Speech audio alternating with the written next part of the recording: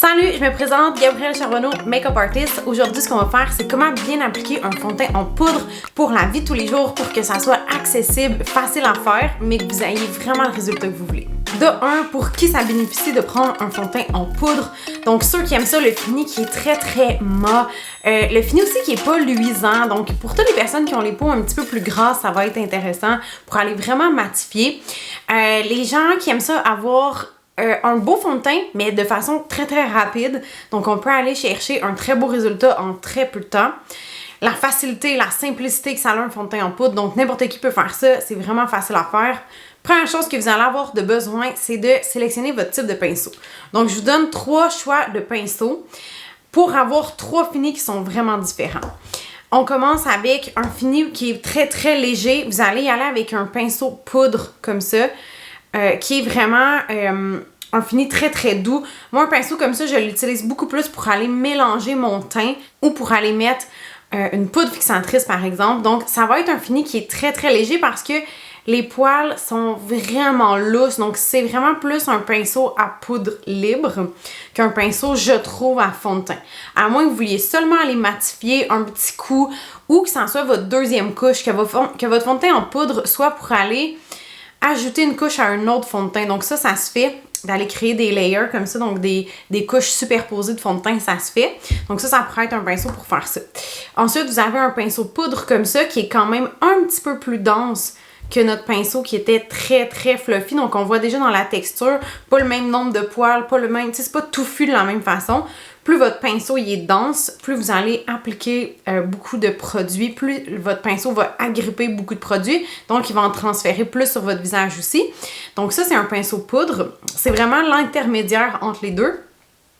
Et le dernier que je vous présente, c'est le Kabuki, qui est toujours mon incontournable, mon numéro 1. Parce qu'on peut aller faire tous les types de fond de teint avec ça. Il est très dense, donc il fait vraiment un fini que je trouve impeccable. Lui, je trouve qu'on est capable de beaucoup plus aller camoufler les rougeurs, etc.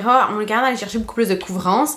Mais si vous voulez aller chercher quelque chose qui est différent, donc un fini qui est différent, vous avez d'autres options qui sont là aussi.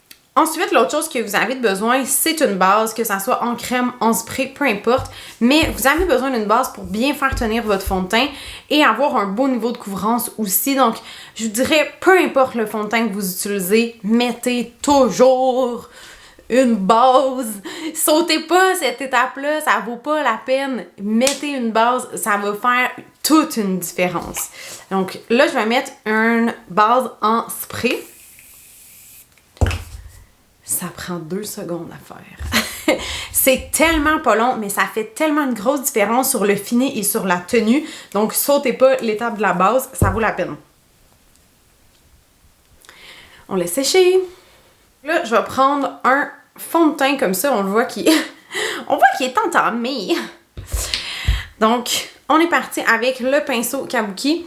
Donc, je vais aller presser sur ma poudre. Et je vais aller presser sur mon visage. Parce que je trouve que si on y va à plein fouet, de un, la poudre se ramasse partout. Donc, ce que j'aime vraiment faire, c'est aller presser sur ma poudre et aller presser sur mon visage. Fait que, on va faire ça. Donc, on fait ça partout. Je vais faire un demi-visage. Puis, vous allez voir dans mes vidéos, j'essaye vraiment de couper le moins possible la portion qui est technique. Je trouve que c'est trop facile de couper, de faire du montage, alors que c'est pertinent quand on veut apprendre, de voir comment on s'ajuste, comment on fait. Donc, je trouve qu'en faisant trop de montage, on coupe trop d'informations qui est pertinente. Déjà là, la différence, elle est flagrante. Puis je vais aller faire l'autre côté avec un autre pinceau. Je vais aller prendre l'autre extrême, puis vous allez voir tellement la différence. Mais comme je vous disais, c'est ça qui est le fun, c'est que vous pouvez jouer avec ça selon le fini que vous voulez, mais au moins vous allez être consciente de quel pinceau vous allez prendre, quel effet vous avez besoin. Ok, ça a l'air quand même bien. Ok, parfait. Fait que c'est fou, là. Ok, donc là, je vais aller complètement à l'extrême avec le pinceau le plus fluffy. Et je vais aller en mettre sur mon pinceau. Ah, ça n'a pas de bon sens, c'est C'est ça qui est beau, c'est qu'on peut vraiment aller choisir le fini qu'on veut. Donc, pour ceux qui aiment améliorer, mais pas cacher, ça, vous allez aimer ça. Mon Dieu, je me suis graffinée d'en face. On dirait que j'ai une graphine d'en face. Donc, pour ceux qui ont déjà, par exemple, une belle peau et qui veulent pas en mettre épais, ben ça peut être une super belle option. Mais tu sais, on le voit là, on les voit encore, mes rougeurs puis mes défauts là.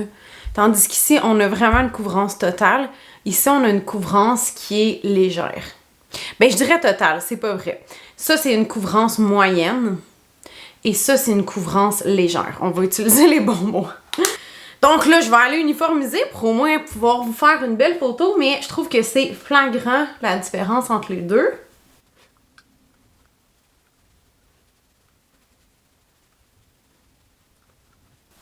Puis vous pouvez mettre plus de poudre là où vous avez plus de défauts.